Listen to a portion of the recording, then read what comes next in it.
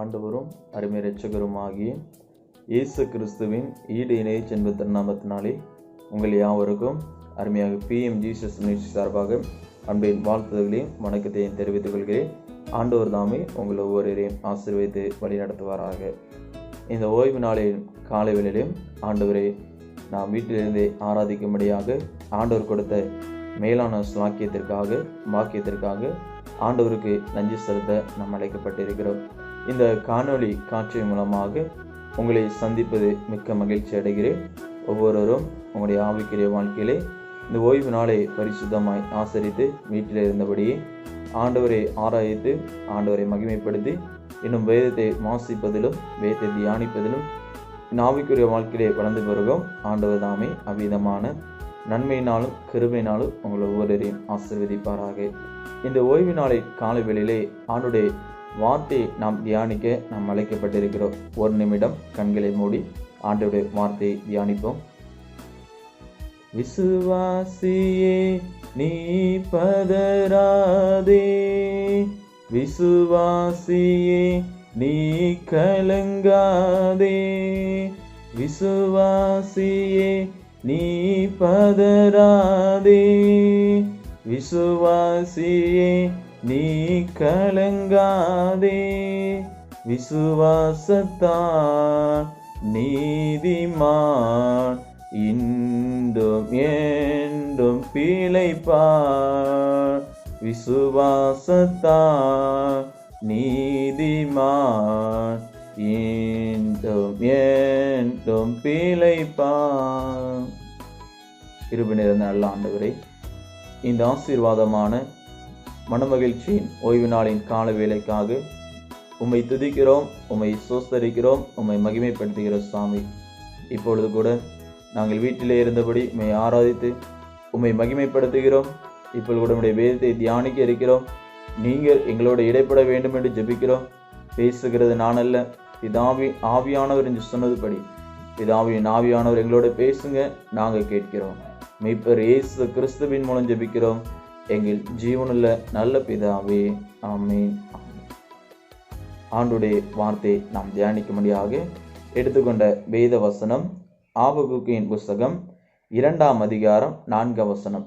ஆபகுக் 2ஆம் அதிகாரம் 4ஆம் வசனம் இவ்விதமாக சொல்லப்படுகிறது. இதோ அகங்காரியா இருக்கிறானே, அவனுடைய ஆத்துமா அவனுக்குள் செம்மையானதல்ல, தன் விசுவாசத்தினாலே நீதிமான் பிழைப்பான் சொல்லி அங்கே ஆபகுக் தீர்க்கதரிசியின் புஸ்தகம் 2ஆம் அதிகாரம் 4ஆம் வசனத்தில் நாம் வாசிக்க கேட்கிறோம். அங்கே நாம் இந்த நாளில் சிந்திக்கும்படியாக எடுத்துக்கொண்ட வேத வசனம் தன் விசுவாசத்தினாலே நீதிமான் பிழைப்பான் என்று தலைப்பின் கீழாக நாம் சிந்திக்க அழைக்கப்பட்டிருக்கிறோம். தலைப்பு விசுவாசம் என்று சொல்லி நாம் பார்க்கிறோம். இந்த உலக பிரகாரமாக நாம் பார்க்கும்போது நாம் எதன் மீது விசுவாசம் வைக்கிறோம் என்று சொல்லி நம்மை நாம் சிந்தித்து பார்க்க நாம் அழைக்கப்பட்டிருக்கிறோம். அங்கே விசுவாசம் என்பது என்ன என்று சொல்லி நம்மளுக்கு அருமையாக வேதத்தில் சொல்லப்பட்டிருக்கிறது. எபிரேயர் 11ஆம் அதிகாரம் 1ஆம் வசனம் சொல்லப்படுகிறது.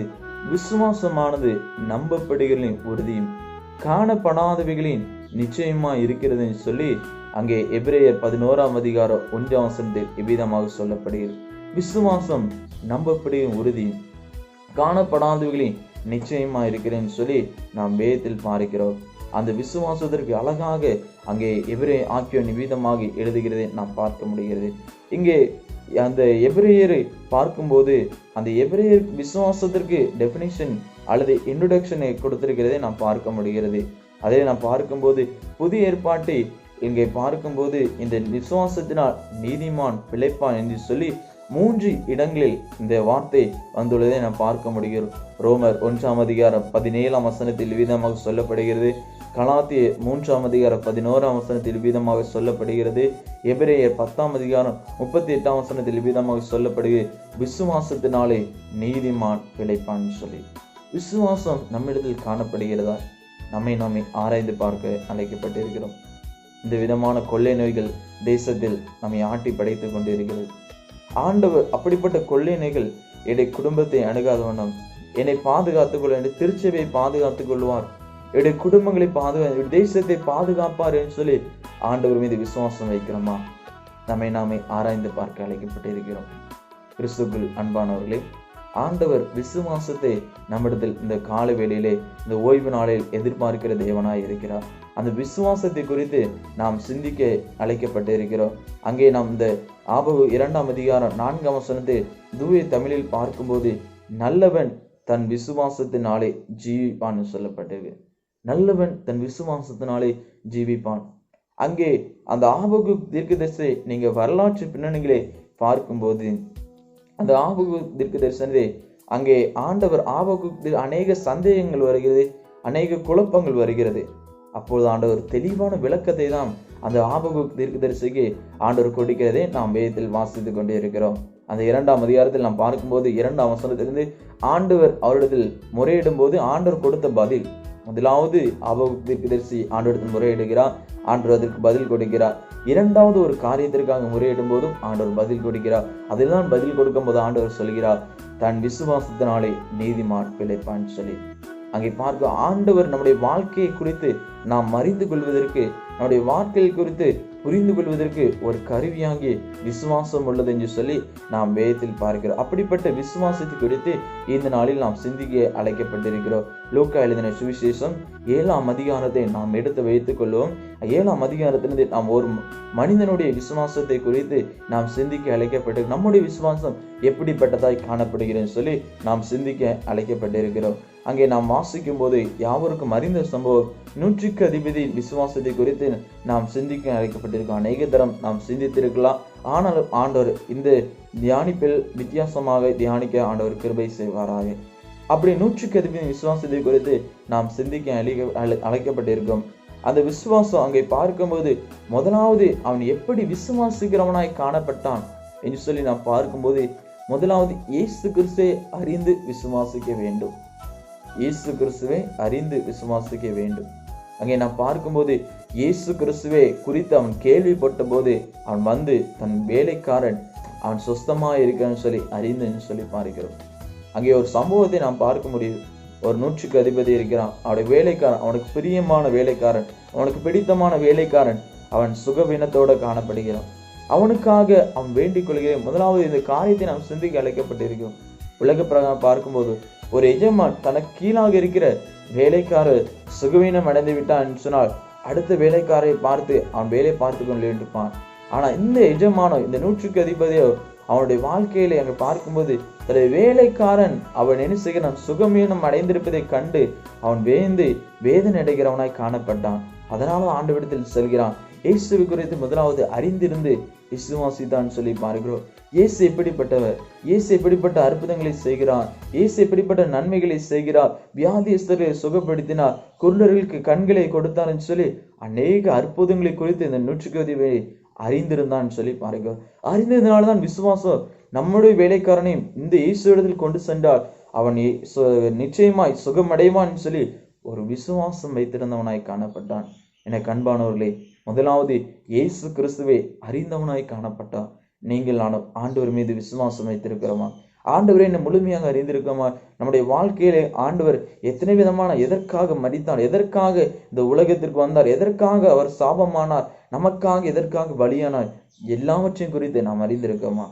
நம்முடைய பாவங்களை நீக்கினாரே, நம்மை வியாதிப்பட்ட நேரங்களிலே சுகமாக்கினே, அப்படிப்பட்ட அந்த ஆண்டவரை குறித்து நாம் அறிந்திருக்கிறோம் என்று சொல்லி நம்மை நாமே ஆராய்ந்து பார்க்க நாம் அழைக்கப்பட்டிருக்கிறவர்களாய் காணப்படுகிறோம். இங்கே 100க்கு அதிபதி முதலாவது இயேசு கிறிஸ்துவை அறிந்து விசுவாசித்தான் சொல்லி பார்க்கிறோம்.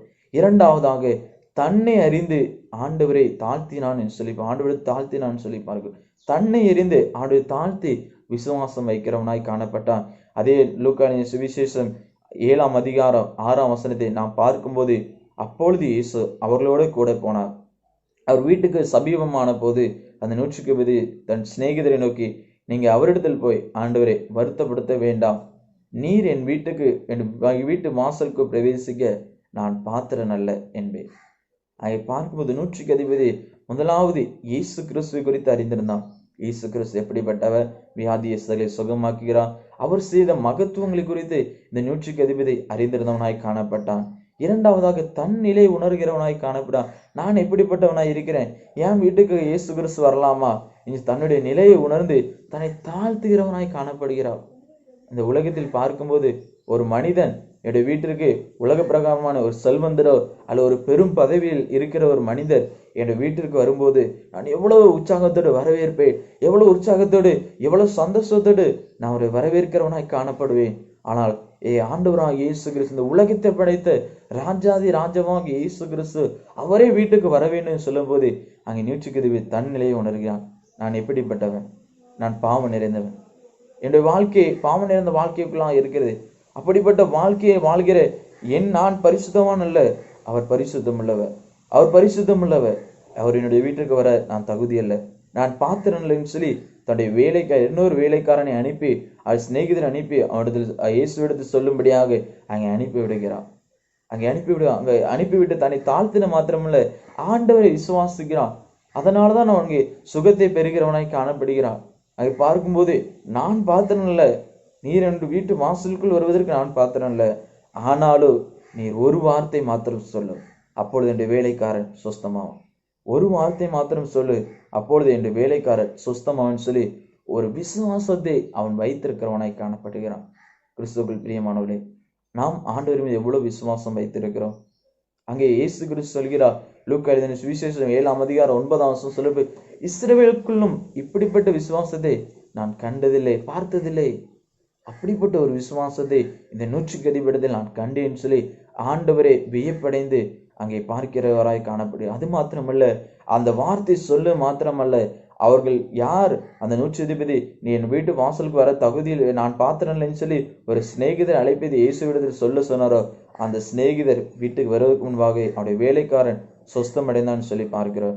எனக்கு அன்பான திருச்சென் பிள்ளைகளே, ஒவ்வொருவரும் நம்முடைய வாழ்க்கையில எப்படிப்பட்ட வாழ்க்கையை நாம் வாழ்கிறோம், ஆண்டவர் மீது விசுவாசம் வைக்கிறோமாய், ஆண்டவரையும் நம்பிக்கை வைத்திருக்கிறோம்னு சொல்லி நம்மை நாமே ஆராய்ந்து பார்க்க நாம் அழைக்கப்பட்டிருக்கிறோம். இந்த 100க்கு அதிபதி முதலாவது இயேசு கிறிஸ்து அவன் அறிந்திருந்தான், இயேசு கிறிஸ்துவின் மகத்துவங்களை அறிந்திருந்தான். நீங்கள் நானும் ஆண்டவரை குறித்து அறிந்திருக்கோமா, ஆண்டவர் மீது விசுவாசம் வைத்திருக்கிறோமா?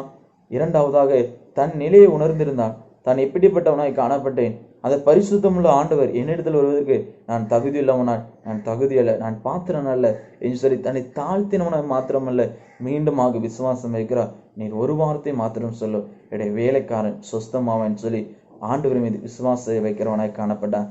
அதனாலதான் அவனுடைய வேலைக்காரன், அவனுக்கு பிரியமான வேலைக்காரன் சொஸ்தம் அடைகிறவனாய் காணப்பட்டான் சொல்லி பார்க்கிறோம். இப்படிப்பட்ட விசுவாசத்தில் நீங்கள் நானும் வளர நாம் அழைக்கப்பட்டிருக்கிறோம். ஒரு அருமையான ஒரு சம்பவம், உண்மையாக நடந்த சம்பவம். தென்னாப்பிரிக்கா தேசத்திலே ராபர்ட் மொபெட் என்ற ஒரு ஊழியர், அவரும் தனது மனைவி மேரி மொபெட் என்று இருவரும் 10 ஆண்டு காலமாக பேச்சுவானா என்ற ஒரு கிராமத்திலே ஊழியம் செய்து கொண்டிருந்தார்கள். அவர்கள் 10 ஆண்டுகள் ஊழியம் செய்து கொண்டிருந்த போதிலும் அந்த கிராமத்தில் ஒருவரும் இயேசுவை அறிந்து கொள்ளவில்லை, ஒருவரும் இயேசுவை ஏற்றுக்கொள்ளவில்லை. மிகவும் வியாகுலத்தோடு மிகவும் வேதனையோடு ஆண்டவரிடத்தில் இருவரும் கை கோர்த்து விசுவாசத்தோடு ஜெபித்தார்கள். இயேசு கிறிஸ்துவே, இந்த கிராமத்துல எத்தனை ஜனங்கள் உம்மை அறியாதிருக்க அத்தனை ஜனங்களும் அவர் ரட்சிக்கப்பட வேண்டும், அத்தனை ஜனங்களும் உம்மை விசுவாசிக்க வேண்டும் என்று சொல்லி அவர்கள் இருவரும் உம்மீது விசுவாசம் வைத்து நாங்கள் ஜெபிக்கிறோம் சொல்லி அவர்கள் ஜெபித்தார்கள்.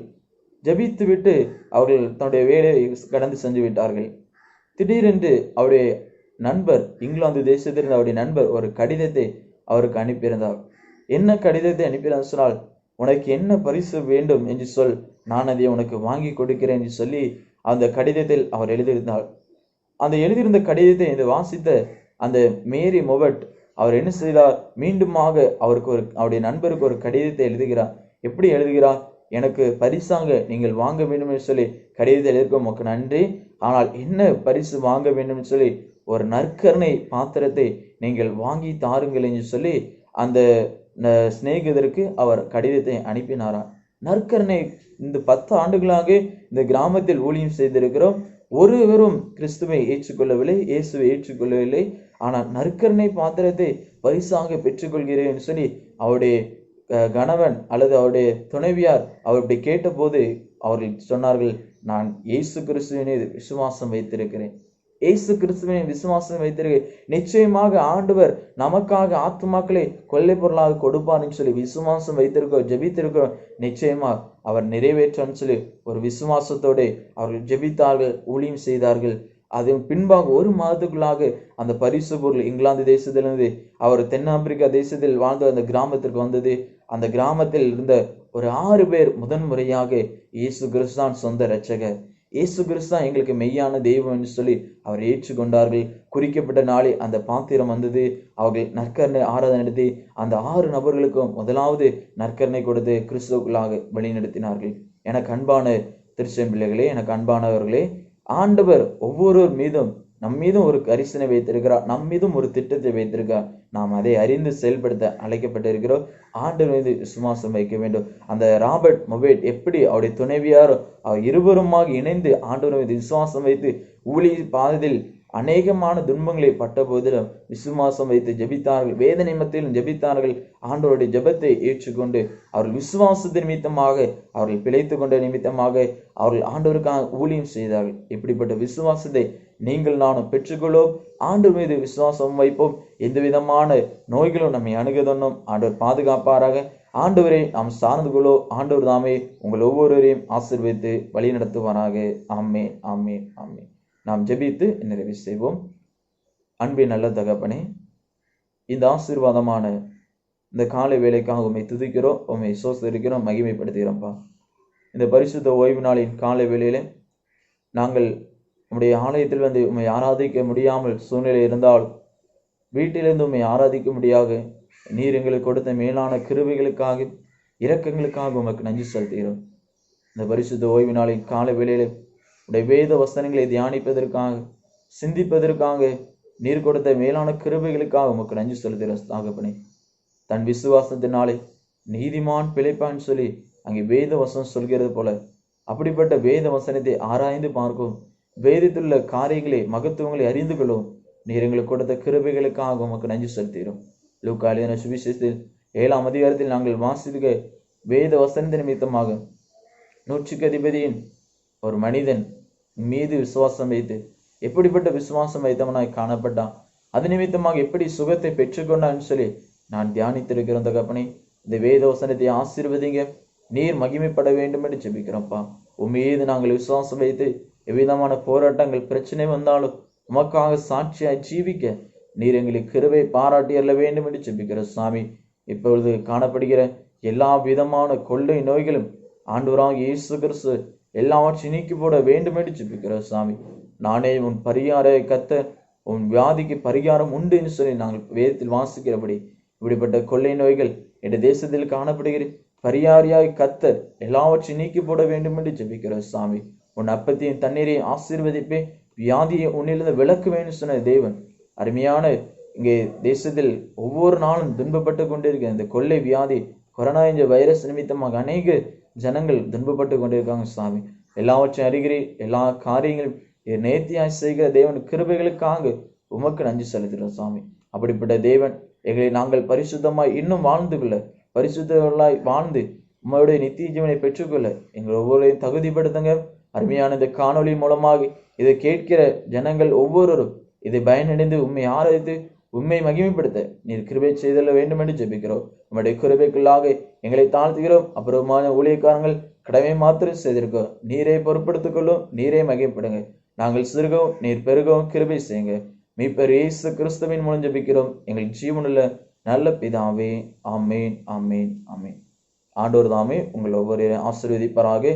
இதை பார்த்த ஒவ்வொருவரையும் ஆண்டவர் நன்மையினால் கிருபையினால் முடிசூட்டி வழி நடத்துவாராக. ஆமேன், ஆமேன், ஆமேன். God bless you. Thank you.